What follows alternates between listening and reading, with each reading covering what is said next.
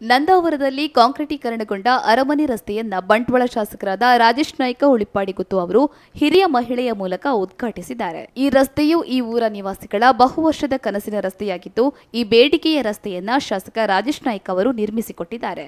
ರಸ್ತೆಯ ಉದ್ಘಾಟನೆಯ ನಂತರ ನಂದಾವರ ದೇವಸ್ಥಾನದ ಸಭಾಂಗಣದಲ್ಲಿ ನಡೆದ ಸಭಾ ಕಾರ್ಯಕ್ರಮದಲ್ಲಿ ಮಾತನಾಡಿದ ಶಾಸಕರು, ಧಾರ್ಮಿಕ ಕೇಂದ್ರಗಳು ಹಾಗೂ ಶಾಲೆಗಳು ಅಭಿವೃದ್ಧಿಯಾದಾಗ ಗ್ರಾಮದಲ್ಲಿ ಪಾಸಿಟಿವ್ ಎನರ್ಜಿ ಉಂಟಾಗುತ್ತದೆ ಎಂದರು.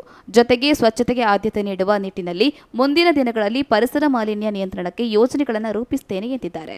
ಈ ಸಂದರ್ಭದಲ್ಲಿ ಜಿಲ್ಲಾ ಪಂಚಾಯತ್ ಸದಸ್ಯರಾದ ರವೀಂದ್ರ ಕಂಬಳಿ, ಬಿಜೆಪಿ ಮುಖಂಡ ಶ್ರೀಕಾಂತ್ ಶೆಟ್ಟಿ, ಸುರೇಶ್ ಶಾರ್ತವ್, ರೂಪೇಶ್ ಆಚಾರ್ಯ, ಯಶವಂತ್ ನಗ್ರಿ, ಮಂಜಲ್ಪಾದೆ ವಿಷ್ಣುಮೂರ್ತಿ ದೇವಸ್ಥಾನದ ಅಧ್ಯಕ್ಷರಾದ ಕೃಷ್ಣ ಶ್ಯಾಮ ಸೇರಿದಂತೆ ಅನೇಕರು ಉಪಸ್ಥಿತರಿದ್ದರು.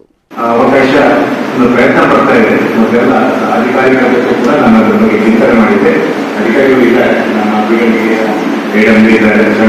ಇವರೆಲ್ಲ ಪ್ರಯತ್ನಪಟ್ಟು ನಮಗೆ ಒಂದು ವ್ಯವಸ್ಥೆ ಮಾಡಿದೆ. ಇನ್ನು ಅದನ್ನು ಅದರ ಎಸ್ಟಿಮೇಟ್ ಆಗಿ ಅಥವಾ ಪ್ಲಾನ್ ಇದನ್ನೆಲ್ಲ ನಾವು ಬರೀ ಒಂದು ಡಿಪಾರ್ಟ್ಮೆಂಟ್ ಮಾತ್ರ ಅಲ್ಲ, ಬೇರೆಯವರ ಸಹಾಯವನ್ನು ತಗೊಂಡು ಪ್ರೈವೇಟ್ ಆರ್ಕಿಟೆಕ್ಟ್ಗಾಗಲಿ ಸೆಕ್ಷನ್ ಇಂಜಿನಿಯರ್ ತಗೊಂಡ್ಬಿಟ್ಟು, ಯಾಕಂದ್ರೆ ಸ್ವಲ್ಪ ಸ್ಟ್ರಕ್ಚರ್ ಅಂತ ತೊಂದರೆ ಇಲ್ಲ. ಯಾಕಂದ್ರೆ ನಾವು ಎಸ್ಟಿಮೇಟ್ ಮಾಡೋ ಸುಮಾರು 7 ಕೋಟಿ ಇಲ್ಲಲ್ಲ, ಸುಮಾರು 7 ಕೋಟಿ ಎಸ್ಟಿಮೇಟ್ ಮಾಡಿ ಕೊಟ್ಟಿದ್ದು. ನಾನು ಇನ್ನೂ 3 ಕೋಟಿ ಎಡಿಷನಲ್ ಆಗಿ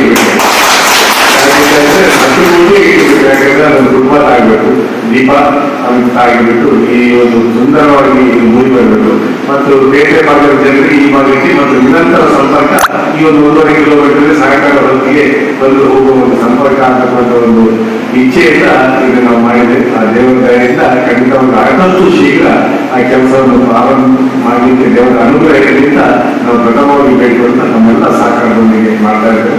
ಎಲ್ಲರಿಗೂ ಧನ್ಯವಾದ.